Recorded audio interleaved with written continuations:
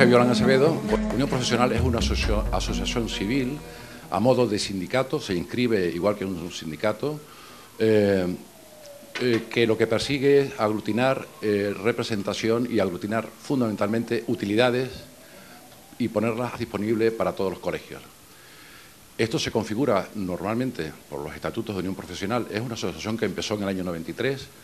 Esta nueva Junta, digamos, ha habido una refundación no estatutaria, pero sí ha habido una refundación de personas. He entrado yo de presidente y un grupo de muy buenos decanos de colegios muy significativos, y realmente estamos aquí y esto es fruto, con toda seguridad, del esfuerzo de todos los miembros de la Junta Directiva, ¿no? A continuación voy a darle la palabra a don Pedro Nicolás Sevillano. Va a hacer una conferencia sobre la comunicación interprofesional como motor del cambio. Muy buenas tardes. Es para mí pues una gran responsabilidad, se lo digo de verdad, dirigirme a todos ustedes. Bien, y posiblemente se preguntarán qué hace un biólogo como tú en un sitio como este. Y la explicación es muy sencilla. Yo tuve en mi formación profesional la suerte de contactar a Ramón Margalef. Bueno, cuando yo le conocí, este señor era el científico español con un perfil bibliográfico más importante de toda España. Es decir, que mayor que cualquier médico, mayor que cualquier arquitecto, mayor que cualquier químico o físico o biólogo.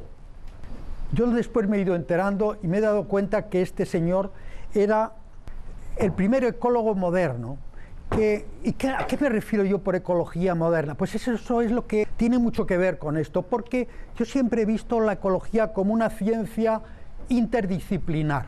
Hace muy poco Víctor me dijo, yo hace 10 años con mi hermano empezamos un trabajo y nos considerábamos muy innovadores porque íbamos a hacer un trabajo multidisciplinar. Y dice, pero luego aquello no fue multidisciplinar, sino que, bueno, que se quedó en una palabra muy bonita, como otras palabras, seamos buenos, pero no sirve eso. Hay que articularlo, hay que tener una forma de transformar aquello. Bueno, esto me ha venido enganchando desde hace mucho tiempo y he venido estudiando qué era la teoría de sistemas, qué era el coaching, qué era la teoría de la información, qué era la cibernética, que fue un gran descubrimiento para mí, qué eran los sistemas alejados del equilibrio, que eran los grupos que se creaban en Estados Unidos y que estaban lanzando nuevas ideas, y todo esto pues me ha llevado a pensar, yo creo que la interdisciplinaridad es algo muy importante, y me ha llevado a dedicar, pues yo creo que 20 o 30 años. He ido dirigiendo una tesis, he ido dirigiendo, haciendo cosas, pero siempre en el fondo tenía esta idea que consideraba importante. Y al final he llegado a una solución convergente. ¿Y esa solución convergente qué era? Pues en esa solución convergían toda la teoría de sistemas y el coaching, teoría de la cibernética, la semiótica, todo esto. Y dice, ¿pero qué tiene que ver esto con la ecología? Sí, porque yo soy un ecólogo, o he tratado de ser, o he querido ser, o quiero ser, o pretendo ser un ecólogo que no es un naturalista. Ustedes conocen a Humboldt, conocen a Weber-Berthelot. Bueno, yo no soy ecólogo de ese tipo, son biogeógrafos. Para mí la ecología moderna surge en los años 50 y surge a la vez que surge la cibernética, que surge la teoría de juegos. Sus creadores se reúnen un día en un hotel de Nueva York y se dan 10 conferencias, y de ahí salen las ideas que después fertilizarían en la costa oeste de Estados Unidos: teoría de redes, teoría de la incertidumbre, muchísimas cosas. Desde esta perspectiva, posiblemente hay biólogos aquí, pero yo me sentía mucho más unido a un economista, a un sociólogo, a un filósofo, que a un biólogo naturalista. ¿Por qué? Porque yo no quería ser un naturalista. Yo no tengo madera de naturalista, no tengo facultades, no estoy motivado por hacer una lista de especies, y además pienso que eso es una cosa que está muy bien, que debe mantenerse, pero que es propio del siglo XVIII. Bueno, pues esto es lo que yo creo que nos depara el futuro.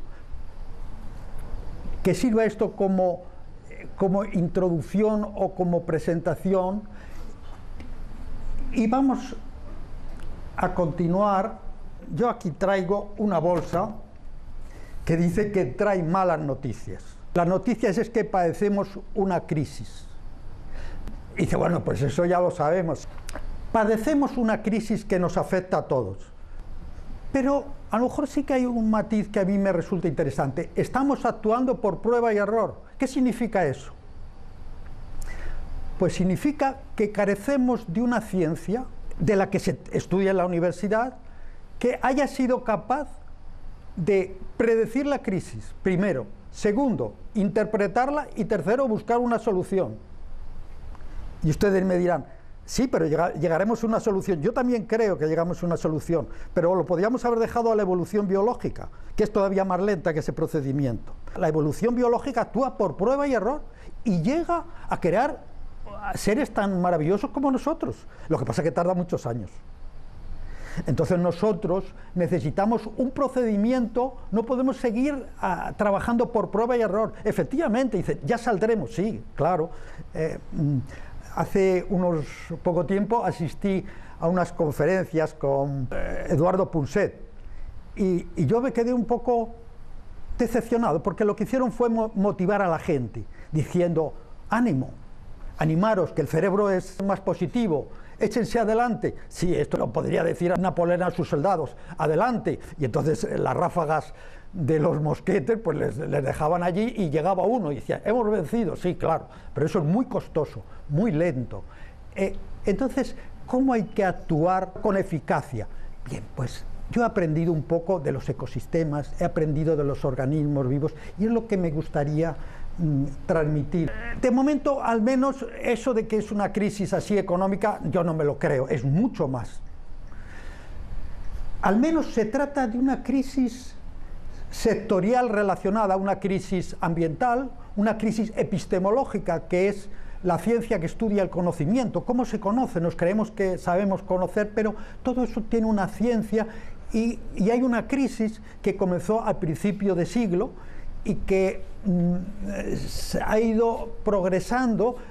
Esa crisis pues la puso de manifiesto Einstein cuando formuló las leyes de la relatividad que iban en contra de Newton. Y entonces antes nos creíamos, o a mí me habían dicho, no, lo de Newton son leyes eternas. Seguro que la mayor parte de vosotros os creéis que las leyes de Newton, eso era la quinta esencia de la ciencia, y que la ciencia daba cosas ciertas. No se lo crean. La ciencia parte de una fe, y no solamente de una fe, sino de muchas fes, porque hay que adaptarse a la complejidad de los problemas. Entonces, como nuestro sistema científico, que yo llamo ciencia convencional, naturalista, la ciencia analítica y las ciencias ambientales, pues son insuficientes, pues tenemos esta crisis que es más que una simple crisis económica, que es más que una serie de crisis relacionadas, ambiental, sistémica, económica, de población. Yo creo que estamos sufriendo una crisis de complejidad. ¿Qué es una crisis de complejidad? Pues voy a tratar de resumirlo lo más rápido posible. Al aumentar la población, aumenta la demanda de recursos, y los tenemos que extraer de los ecosistemas. Los ecosistemas son mecanismos que tienen distintos sistemas de regulación. Y entonces, al nosotros extraer los recursos, destruimos algunos de esos mecanismos de regulación. Y algunos de ellos no tienen importancia y otros son muy importantes. Y entonces, para que no se vea afectada la población, ¿qué necesitamos hacer? Pues necesitamos hacer una cosa muy sencilla, hacernos cargo de la regulación de esos sistemas. Y entonces, pues para regularlos hemos creado la cultura general, los filósofos griegos. Los filósofos griegos fue una maravilla porque ellos consiguieron acelerar el proceso de generación de adaptaciones culturales y de regular muchas cosas. Y después en el Renacimiento, pues Galileo, la ciencia, y después la Revolución Industrial. Eso nos ha permitido que la población creciera y hemos seguido creciendo. ¿Y qué significa que la población crece? Mayor demanda de recursos, mayor explotación de los ecosistemas, mayor número de mecanismos de regulación que desaparecen, mayor esfuerzo que tenemos que poner nosotros en regular. Y entonces los problemas aumentan exponencialmente. Y cuando hemos llegado a los 7.000 millones de habitantes al principio del siglo XXI, pues la complejidad ha superado la capacidad que tienen las ciencias convencionales para resolverlo. Y entonces, ¿cuál es la solución? Una nueva forma de pensar, una nueva forma de ver. Y eso se resuelve de forma voluntariosa, como decía, hagamos un estudio interdisciplinar. Por supuesto, las cosas van por ahí, pero ¿cómo se hace esto? Bueno, vamos a reunir en un solo libro, en un mismo libro, pues los estudios de gente de distintas profesiones. Eso no es, eso es una acumulación, no es una cosa interdisciplinar, otra disciplinar. Y por eso yo, pues en un determinado momento, pues hice una cosa que creo que traigo aquí, porque en esta bolsa también tengo noticias esperanzadoras. Las malas noticias que vienen aquí en recortes de periódico no las he sacado. No las he sacado para que no ocurra como con la caja de Pandora, que cuando la abrieron, pues salieron una cantidad de problemas y llenó el mundo de infelicidad.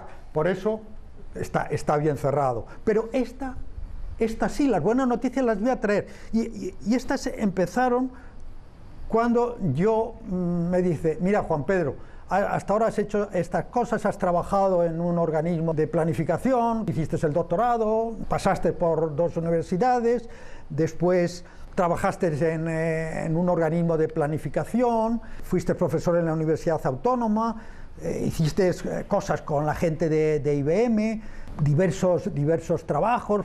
Bueno, y después ya me vine a la Universidad de La Laguna y dirigí una serie de tesis doctorales, pero llegó un momento que pensé, mira Juan Pedro, ahora hay que sintetizar, ¿esto para qué sirve?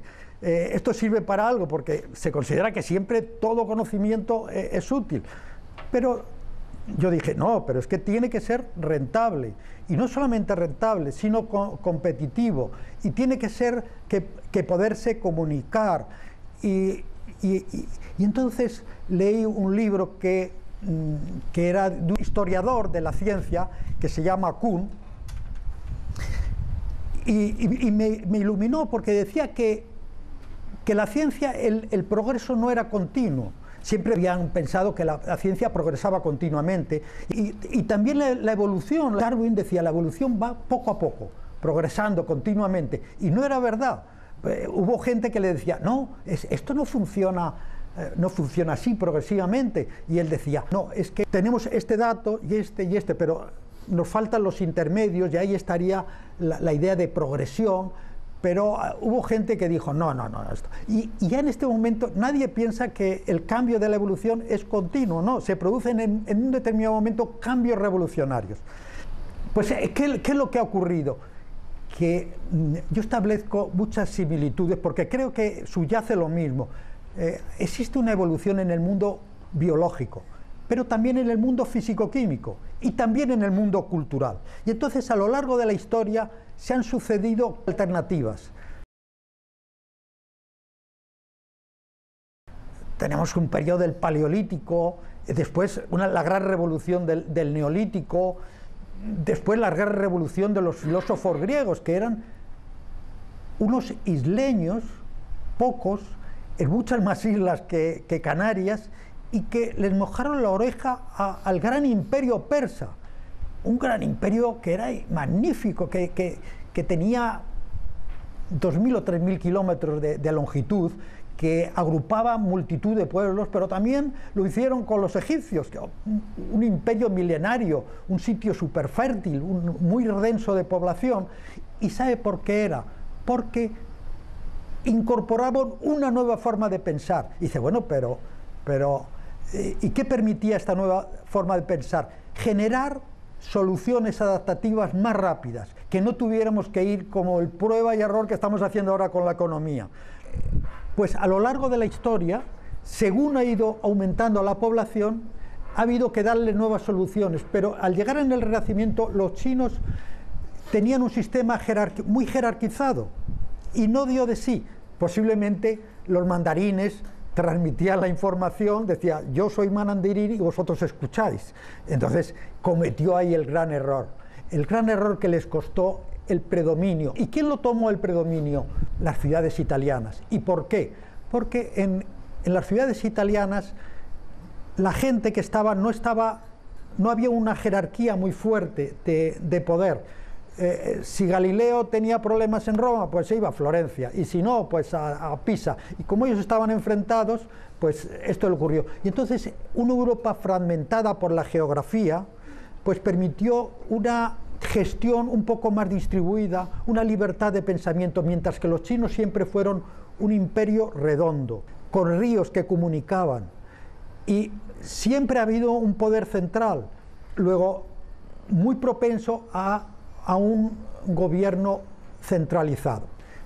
Posiblemente esa visión de la ciencia analítica que nos permitió superar una crisis es la causa de la crisis actual.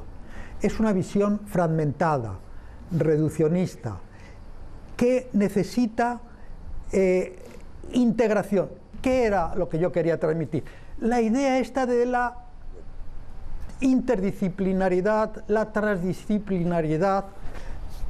En aquel momento, cuando yo estaba reflexionando sobre qué era la ecología, qué creía yo, qué papel tendría que desempeñar esa ecología, qué era el medio ambiente, qué importancia tenía, y entonces me empezaron a ocurrir cosas y yo empecé a escribir. Y cuando estaba yo en esta tesitura, empezó la crisis, pero los primeros rasgos de la crisis. Y entonces me di cuenta que lo que yo estaba analizando para la ecología sería aplicable para esta crisis. ¿Por qué? Porque esta es una crisis de complejidad. Y yo lo que estaba estudiando eran los ecosistemas, que eran sistemas complejos, o la gestión ambiental o el cambio climático, que son sistemas complejos. Luego, entonces, ¿qué es lo que yo propongo? Que una nueva forma de pensar que nos permita adaptarnos a las situaciones sin padecer estos efectos que estamos padeciendo. Y para esto, la ciencia parte de unos principios que no se pueden demostrar, por tanto son de fe, y hay que actuar de una forma coherente a los principios asumidos. Y a mí esa coherencia me lleva a concluir algo que vi a través del prueba y error con mis alumnos, y es que la comunicación unidireccional no tiene sentido. Es lo que yo estoy haciendo. ¿Por qué?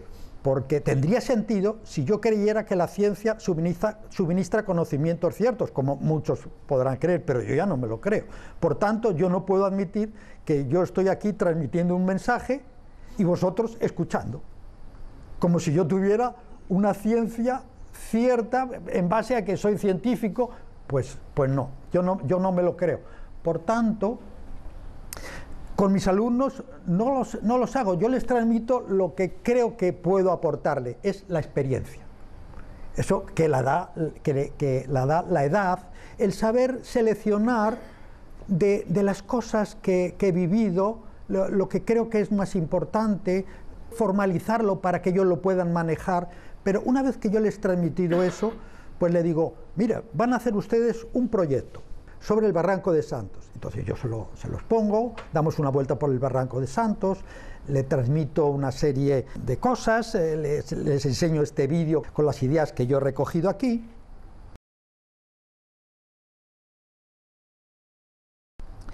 Y le digo, bueno, ahora hagan un proyecto del trabajo que tienen que hacer con la metodología a seguir. Y entonces un día pues me lo presentan y están ahí todos expectantes, y a ellos les interesa fundamentalmente si yo estoy de acuerdo con ello, porque de esa forma se garantizan una nota. Pero entonces me dicen, bueno, y está bien. Y yo les pregunto, bueno, ¿y vosotros qué os parece? Y entonces siempre se oiga, a nosotros nos parece bien, pero ¿estáis seguros? Pues sí, pero ¿os gusta? Sí, nos gusta. Y dice, entonces no hablemos más, adelante con ellos. ¿Por qué? Porque yo sé que esa segunda fase la hacen ellos mejor que yo, porque tienen más rapidez mental, porque tienen más capacidad de trabajo, porque yo no puedo interaccionar con todos, y ellos sí que pueden interaccionar en un grupito de 3 o 4. Por eso ahora yo les pediría un favor, me hicieran 1 o 2 preguntas, porque de esa forma empezamos a actuar un poco interactivamente. Si alguien es tan amable. Hombre, yo por romper, a mí hay una cosa que me ha impactado, sí. Pedro. Dice que la ciencia es cuestión de fe. Sí, creo que la sí. Ciencia, sí. Que es mucho más empírica, es decir, es sí. prueba de error y hay un procedimiento en que es cierto, ¿no? Voy a interpretar lo que tú me quieres decir. Es que tú dices que el positivismo científico formula que tú tomas los datos y con esos datos sacas leyes generales, que es lo que hizo Newton, ¿no? Newton es un ejemplo, claro, las leyes de un universo, esto era lo más magnífico que se había hecho, y Comte crea el positivismo que dice que la ciencia debe progresar así. Einstein le enmienda la hoja a Newton, pero se lo enmienda en 2 formas. En su visión del universo, que se la cambia y crea la teoría de la relatividad. Eso estamos de acuerdo, que Einstein corrige lo que se considera más cierto para cualquier científico. Bueno, y además corrige la forma de la epistemología, de la teoría del conocimiento. ¿Qué quiere decir? Einstein no hizo ningún experimento. Él formuló la teoría de la relatividad sin hacer ningún experimento. Y luego, cuando ya la había formulado, le dijo, oiga, háganme el favor de comprobar si esto se corresponde a lo que yo predigo, que eso se llama falsar. No demostrar, sino falsar. Entonces, fálsenme esto. Y entonces, en la primera vez que lo trataron de hacer, se declaró la Primera Guerra Mundial, y en Crimea los rusos requisaron los instrumentos que llevaban los astrónomos. Por tanto, cuando terminó la Primera Guerra Mundial, volvieron otra vez a repetirlo, y entonces ya la gente estaba esperando a ver, como si fuera el resultado de fútbol de La Roja, a ver, ¿cuál ha sido el resultado? Y entonces salió en todos los periódicos, Einstein tenía razón. Y entonces dijeron, y entonces eso contribuyó mucho a que él tuviera éxito. Pero no sé si te das cuenta que ha corregido, pero a mí siempre me han enseñado que la ciencia hacía demostraciones, y a mí me ha liberado mucho el saber que no era así. Entre otras cosas porque permite que ahora, cuando vemos que las ciencias convencionales han fracasado rotundamente, porque han fracasado con la crisis, ¿no? No sé si están de acuerdo, es decir, que no se ha acertado. ¿Cuál es tu visión para aportar no digo una solución, porque esto es multidisciplinar? Sí, no. ¿Cuál es tu forma de interpretar? Bien. ¿Cómo te aproxima la luz? Cuando sucedió lo de Einstein, pues afortunadamente Popper, que es conocido, que es un científico, un físico que trabajó en la London School of Economics, han traído algunas veces a España, lo trajo Boyer, lo trajo Solchaga, y entonces dijo, no se preocupen. Y dice, sí, es verdad, no se puede llegar a esto de la certeza es un invento que nos hemos hecho. Y dice, pero no está todo perdido, porque no podemos tener un conocimiento cierto, pero sí falsacionista. Quiere decir que yo formulo unas conjeturas y las vamos a admitir mientras alguien no me las rebata. Por eso Einstein dijo, mira, yo voy a formular esta conjetura, que son mis teorías de la relatividad, y dice, a ver, que venga un astrónomo y que me la rebata. Y no se la rebatieron. Entonces se las admitimos. Pero ¿está demostrado que es cierto? No. Y de hecho, pues le han puesto en crítica. Nada está demostrado que es cierto, sino simplemente que no está demostrado que es falso. Luego, fue un respiro, pero a mí me siguieron enseñando hasta hace muy poco tiempo que la ciencia era cierto. El esquema del siglo XIX. Sí. Dice la diapositiva, el resultado de una crisis de complejidad Sí. no siempre es negativo. Sí. Desde tu punto de vista, ¿cuáles son los aspectos positivos? Yo la verdad que durante este tiempo le he dado muchas vueltas y le sigo dando vueltas porque creo que merece la pena conectar la teoría de la evolución, la sistémica que hay debajo de los ecosistemas y la evolución cultural. Muchas veces se dice, en un territorio tiene una capacidad de carga, pero esa capacidad de carga no es fija, depende de la cultura. Entonces, dice, bueno, pues la solución está en crear una nueva cultura. Pero no funciona eso. ¿Por qué? Porque la sociedad tiene mecanismos de regulación que la protegen contra el cambio. Las sociedades son continuistas. Yo lo he visto en la universidad. Cuando alguien ve esto, Juan Pedro, ¿y tú crees que la universidad evolucionará para dar una solución a la crisis? Esto está hecho hace 3 años y medio. Y digo, no, yo no lo creo. ¿Y en qué me inspiraba yo? Porque la universidad escolástica, el siglo XIV, XIII, XIV, no respondió a la crisis que había entonces. Y Galileo no es que le persiguiera a la Iglesia, es que le perseguían todas las universidades. ¿Por qué? Porque era una sociedad estructurada en torno a unos principios y siempre lo rechaza.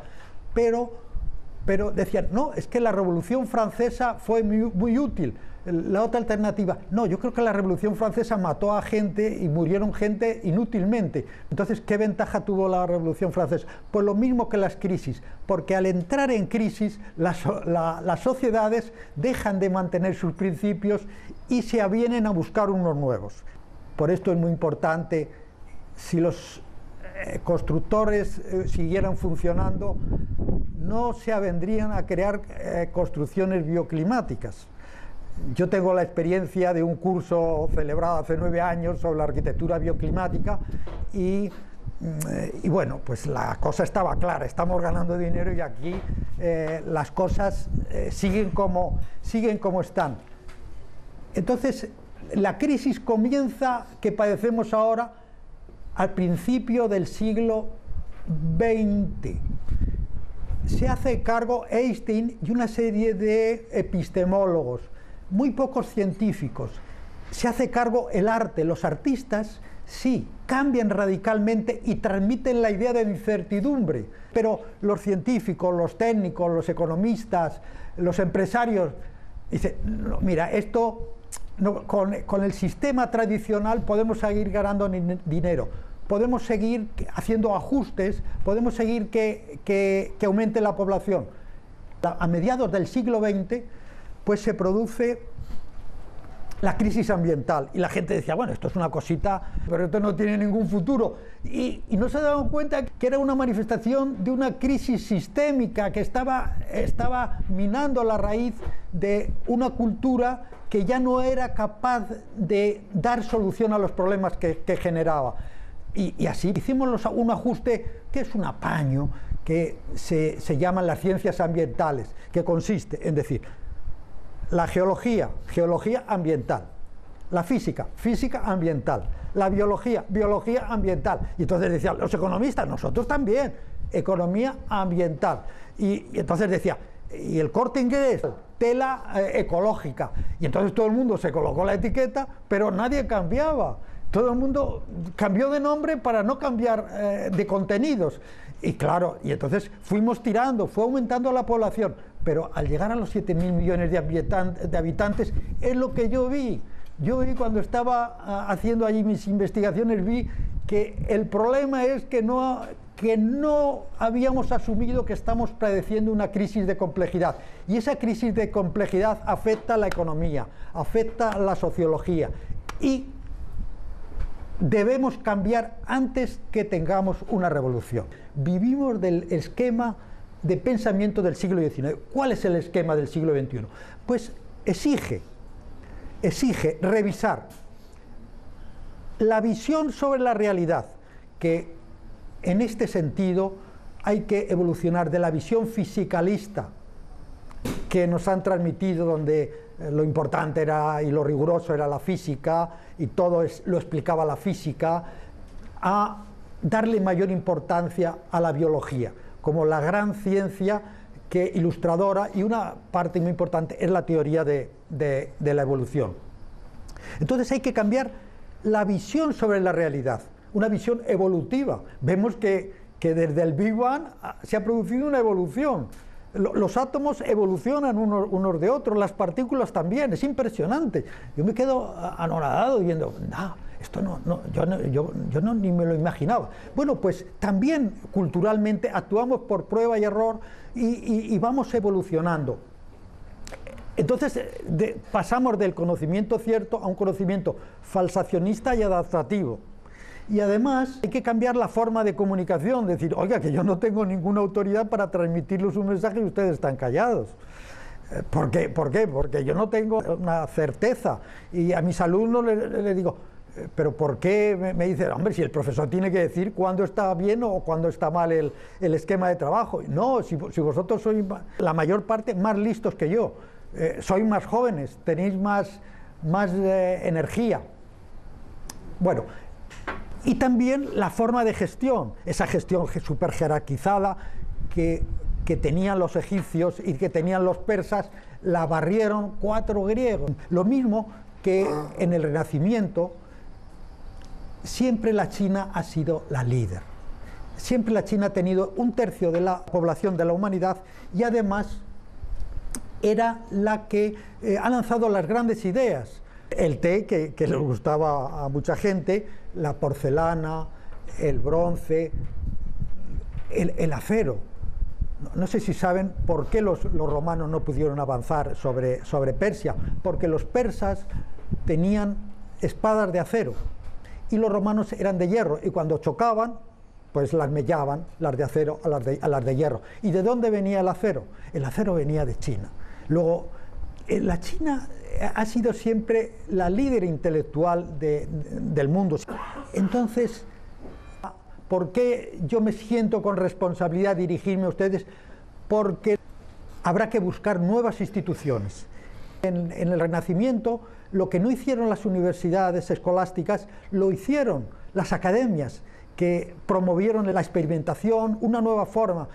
Y entonces, ¿quién puede hacer esto? Yo pensaba, bueno, puede ser alguna fundación, el comisario de una exposición, a lo mejor, y estaba buscando, y de pronto un día me encontré con Víctor y me habló de la unión profesional. Digo, hombre, esto puede ser una gran solución.